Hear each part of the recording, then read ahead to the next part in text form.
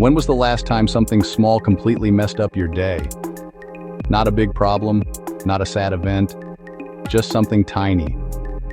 Maybe a late reply to a text, an appointment that got canceled, or a comment that landed badly, like a ton of bricks.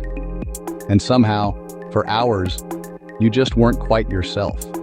You kept going. You did what you needed to do, but something felt off. A soft hum of annoyance. A quiet tension you couldn't quite place. And at some point, maybe late at night, you asked yourself, why did that bother me so much?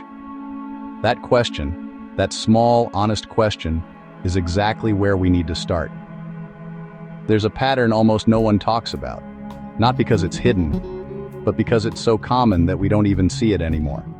Every day, without even realizing it, you make a trade. You spend your energy, your attention, your emotional stability, your mental power, on things you really should never have spent it on.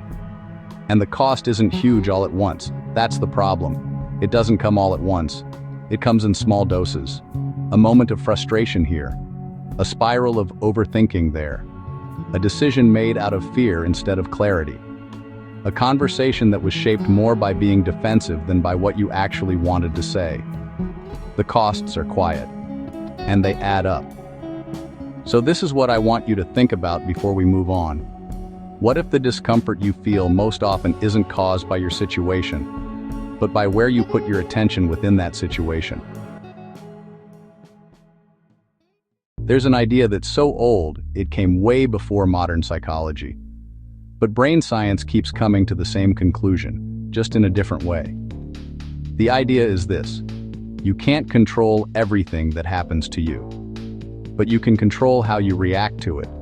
It sounds simple, and in some ways it is, but simple isn't the same as easy.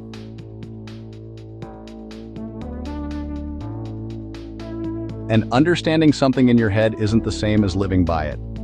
Most of us know deep down that we can't control other people. We know we can't control what happens. We know traffic sometimes gets stuck, that people can be difficult sometimes, that plans sometimes fall apart unexpectedly. We know this, and yet, you get stuck in traffic and your nervous system reacts as if something is being taken from you. You get criticized and a part of you shuts down before you even finish reading it. You make a decision and then doubt it for the next 3 days, playing out alternate timelines in your head that don't exist, and never will. Why do we keep doing this? Because knowledge and practice are two totally different things. And most of us have been practicing the wrong thing for years, even decades, without realizing it. We've been practicing reacting.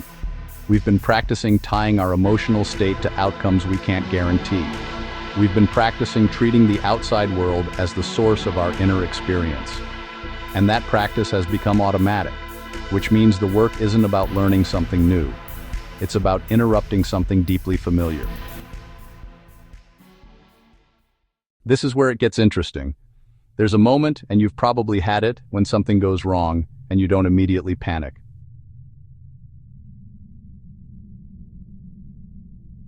Maybe you were just tired that day, strangely calm.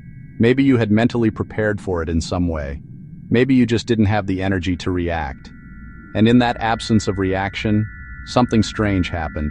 You handled it well, not because the situation was easier, but because something inside you was different. That gap between the event and your reaction isn't random. It's not a personality trait lucky people are born with. It's a space, and you can train it. The question is what you do with it. Most people, in a moment of frustration, ask themselves, how do I make this stop? But there's another question, a harder one. What here is actually mine to deal with, and what am I holding on to that was never mine to begin with? Think back to the last time you had a disagreement with someone. Not a big fight. Just, an everyday disagreement. They said something that bothered you. Or maybe they didn't say anything at all, and that annoyed you even more. And inside, very quietly, you started building a case. You played it over and over again, rewrote it, carried it with you, long after it was over. And here's the uncomfortable part. They moved on. The moment was over, and you were still stuck in it. Not because they kept you there, but because you did.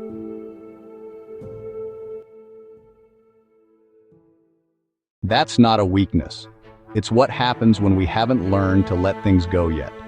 And the practice, the real, everyday, simple practice, is learning to tell the difference between what deserves your attention and what's already over, even if you're not ready to let go. This is where most talks about Stoicism stop. They tell you, control what you can, accept what you can't, and then they leave you there. So, let's go further. The framework isn't a checklist. It's a question. A question it teaches you to ask in real time, before you react. In that gap, is this within my reach? Or am I going to waste myself on something that isn't? Not perfect. Not every time, but more often, more honest. And over time, something shifts. Not because life gets easier, but because you stop fighting the parts of life that were never yours to fight.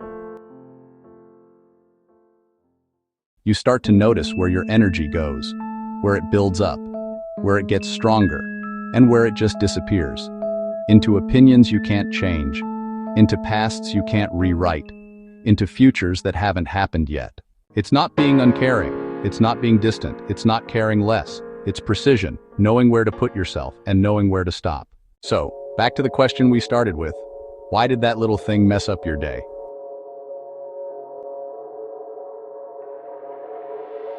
Not because you're weak, not because you lack discipline, but because you were present.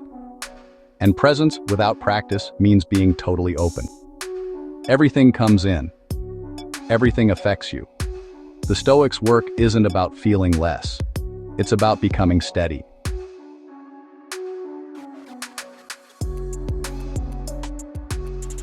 Not a wall, a foundation, and you build that up slowly, one moment at a time, until one day, something small goes wrong, and you're still yourself.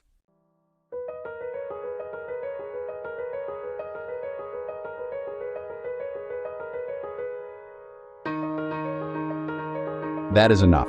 That has always been enough.